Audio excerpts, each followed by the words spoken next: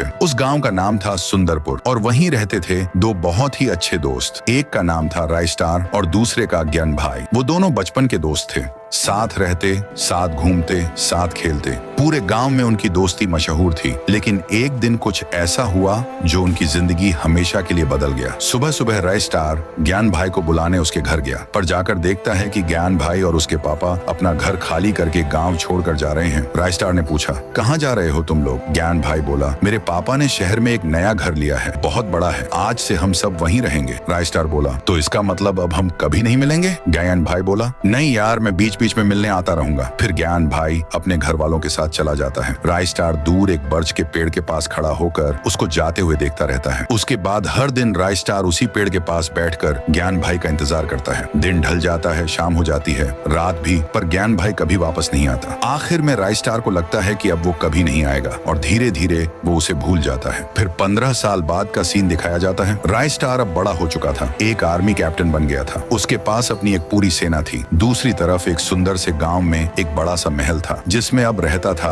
ज्ञान भाई, जो अब एक अमीर आदमी बन चुका था। उसके पास पैसों की कोई कमी नहीं थी, लेकिन एक मुश्किल थी जिसका नाम था विक्रम। विक्रम एक खतरनाक इंसान था। उसकी नजर ज्ञान भाई के पैसों पर थी। ज्ञान भाई इस वजह से हमेशा टेंशन में रहता था। फिर एक दिन वही होता है जिसका डर था। विक्रम और उसके गुंडे गांव पर हमला कर देते हैं। हर तरफ अफरा तफरी मच जाती है। गुंडे लोगों को मारने लगते हैं। ज्ञान भाई समझ जाता है अब उसका बचना मुश्किल है। वो तुरंत अपने एक आदमी से कहता है, इस गांव से बहुत दूर एक छोटा सा गांव है, वहां मेरा एक पुराना दोस्त रहता है, उसके पास जाओ और बोलो कि मुझे उसकी मदद चाहिए। वो आदमी बाइक लेकर निकल पड़ता है राइस्टार के गांव की तरफ। उधर दूसरी तरफ राइस्टार अपने आर्मी कैंप में सोल्जर्स को ट्रेनिंग दे रहा होता है। तभी एक लड़का आता है और कहता है, मुझे ज्ञान भाई ने भेजा है, हमारे गाँव में एक गुंडे ने हमला कर दिया है, अब सिर्फ आप ही हमारी मदद कर सकते हो। राइस्टार सब कुछ समझ जाता है और बिना समय गंवाए अपनी पूरी सेना लेकर निकल पड़ता है ज्ञान भाई को बचाने। इधर विक्रम ने ज्ञान भाई को पकड़ के जेल में डाल दिया होता है। विक्रम कहता है,